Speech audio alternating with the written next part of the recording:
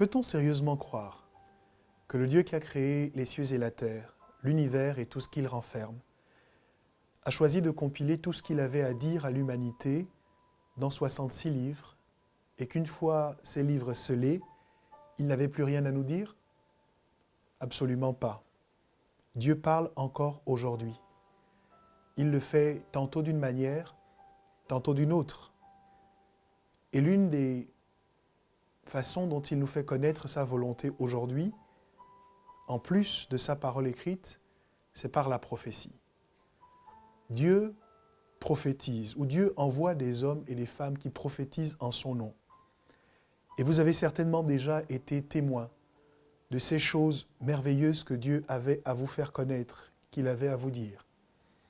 Seulement voilà, au nombre de toutes ces prophéties que nous entendons, certaines s'accomplissent et d'autres ne s'accomplissent pas. Comment peut-on expliquer qu'une parole venant de Dieu puisse ne pas s'accomplir?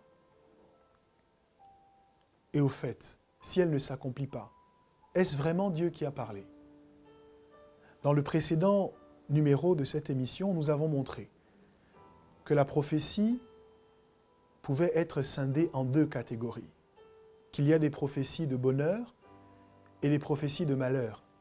Et nous avons montré que dans le plan de Dieu, qui a pour nous des projets de paix et non de malheur, chaque prophétie de malheur, ou un grand nombre des prophéties de malheur qu'il nous fait entendre, ont pour objectif de nous avertir d'un danger imminent afin que nous puissions l'éviter. Vous saurez, tout au long de cette deuxième partie, qu'il y a une autre variable qui peut affecter l'accomplissement d'une prophétie. Cette variable, c'est celle que j'appelle la variable humaine. C'est à mon sens l'une des variables les plus importantes. Une fois qu'on a distingué à quelle catégorie appartenait la prophétie qu'on a reçue, qu'elle soit une prophétie de bonheur, qu'elle soit une prophétie de malheur, le fait qu'elle s'accomplisse, ou même le fait qu'elle ne s'accomplisse pas, ne peut pas nous emmener à valider ou à invalider le ministère d'un serviteur de Dieu. Je veux le dire avec fermeté. La plus grande partie de ceux qui sont aujourd'hui taxés de faux prophètes, parce qu'ils ont dit une chose, une fois, qui ne s'est pas produite, sont en fait des serviteurs authentiques de Dieu. Simplement, le peuple de Dieu et beaucoup de gens qui les ont écoutés pour les accuser par la suite ne connaissent pas vraiment comment fonctionne le prophétique. Et avec la grâce de Dieu, maintenant, nous allons pouvoir y remédier. La variable humaine, c'est vous, c'est moi, c'est chaque personne qui entend la prophétie, mais c'est aussi chaque personne qui dit la prophétie. Lisons ensemble la parole de Dieu, afin d'aller plus en profondeur dans cela. 1 Samuel chapitre 3 au verset 19 dit « Samuel grandissait, l'Éternel était avec lui, et il ne laissa tomber à terre aucune de ses paroles. » Samuel grandissait, l'Éternel était avec lui, et il ne laissait tomber aucune de ses paroles. Samuel est l'un des seuls prophètes dont la Bible nous dit que l'Éternel ne laissait tomber aucune de ses paroles. Pour vous donner un exemple, Samuel parlait et Dieu veillait à ce qu'aucune des paroles de la bouche de Samuel ne soit sans accomplissement. Lui, il venait et il récupérait cette parole avant qu'elle ne touche terre et il la mettait en forme.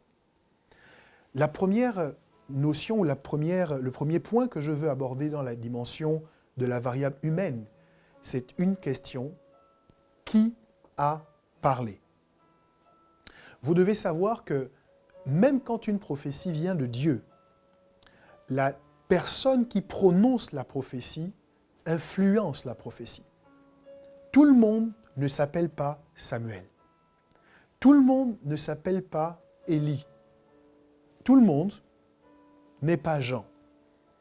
Et donc, faites attention aux personnes auxquelles vous donnez le droit ou l'autorité de prophétiser dans votre vie.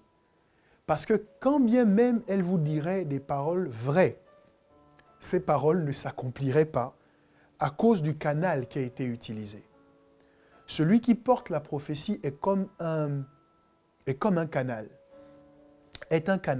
comme un tuyau qui conduit de l'eau jusque dans votre maison. En fonction de l'état de ce canal, de ce tuyau, l'eau qui arrive à votre robinet sera soit pure, soit impure. Et donc, il y a des gens qui parlent et qui pourraient même dire des choses qui sont vraies. Mais les individus ou le type de vie de ces personnes est tellement en inadéquation avec la parole de Dieu que leur parole reste sans puissance. Et donc, il faut s'interroger lorsqu'on questionne la prophétie pour savoir est-ce que c'est vraiment Dieu qui a parlé. Il faut aussi s'interroger pour savoir qui a porté la parole prophétique. Oui, j'ai reçu que je devais me marier, mais qui a apporté cette parole prophétique? Oui, tu as reçu que tu devais signer ce contrat, mais qui t'a apporté cette prophétie? Est-ce vraiment une personne qui est en alliance avec Dieu? Est-ce vraiment quelqu'un qui a été appelé par Dieu? Est-ce quelqu'un qui a été formé un minimum pour être en capacité de servir Dieu? En vérité, c'est tout un ensemble de questions que nous devons nous poser avant de commencer à pointer Dieu du doigt pour lui dire certainement, il n'a pas parlé. La variable humaine qui pose la question de qui parle, mais pas seulement. On l'a vu pour Samuel, la dimension de l'identité de Samuel affectait les choses que Samuel disait. En revanche, il y a aussi la dimension de qui écoute. Souvenez-vous de ce texte. La Bible nous dit,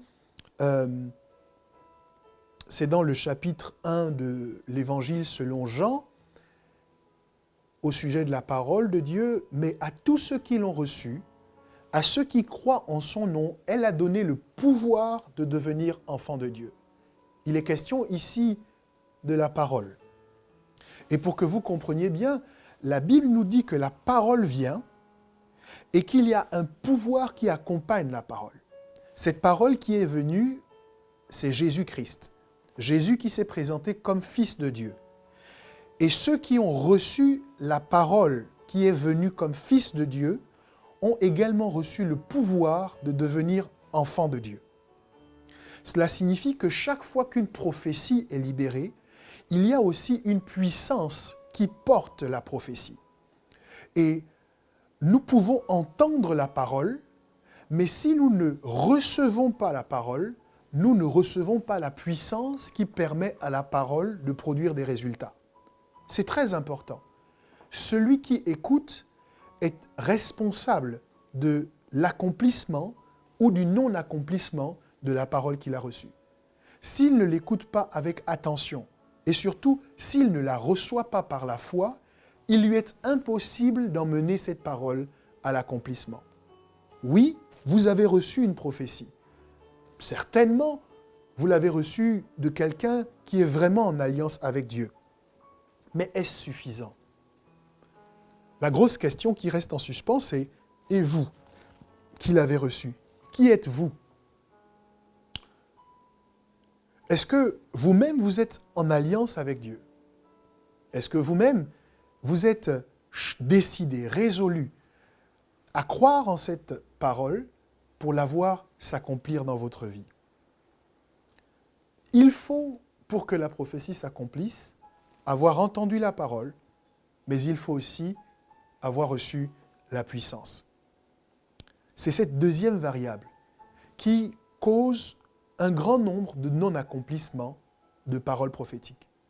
Les gens qui entendent, sont-ils qualifiés pour recevoir la parole?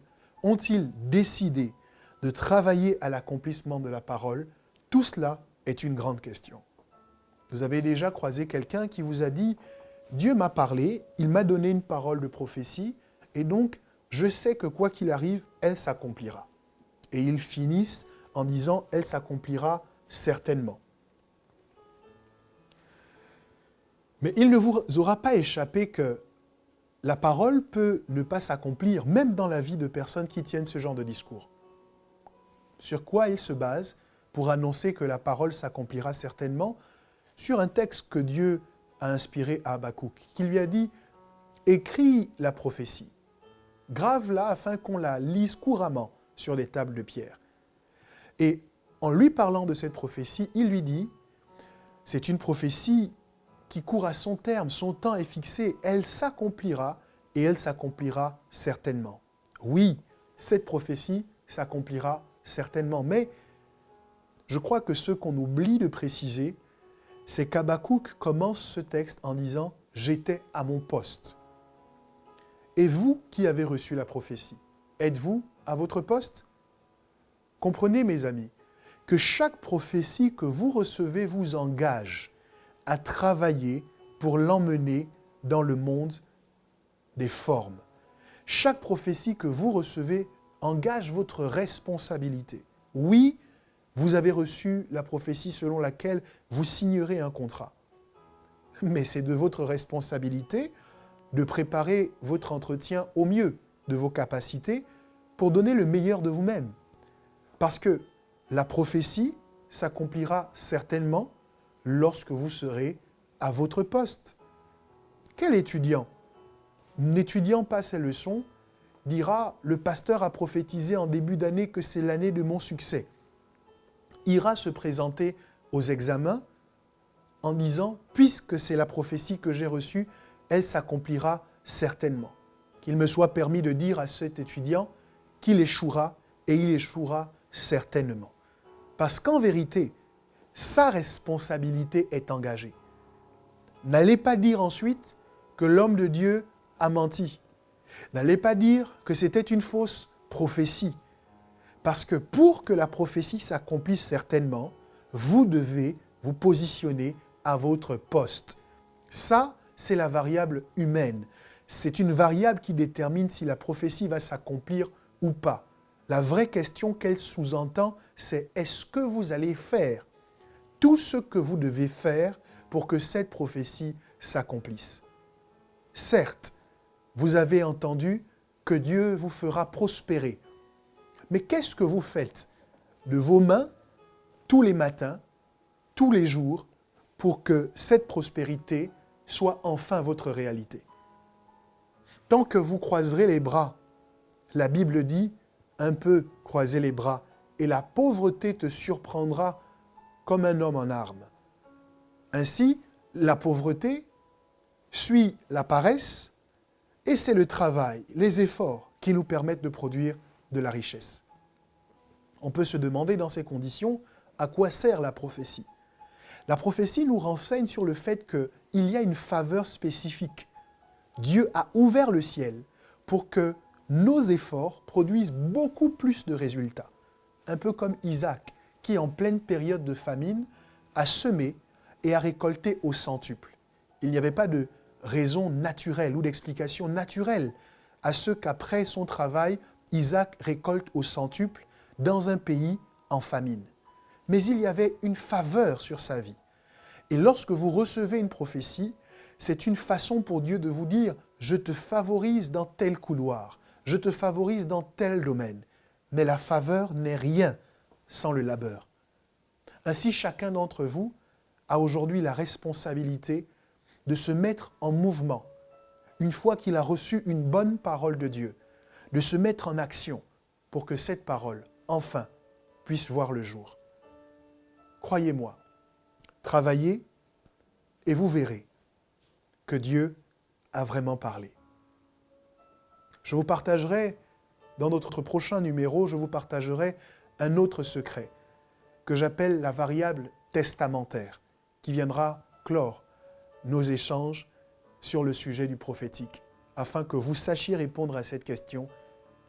Est-ce que vraiment les prophéties qui ne se sont pas accomplies étaient des prophéties qui ne venaient pas de Dieu? Pourquoi certaines d'entre elles s'accomplissent?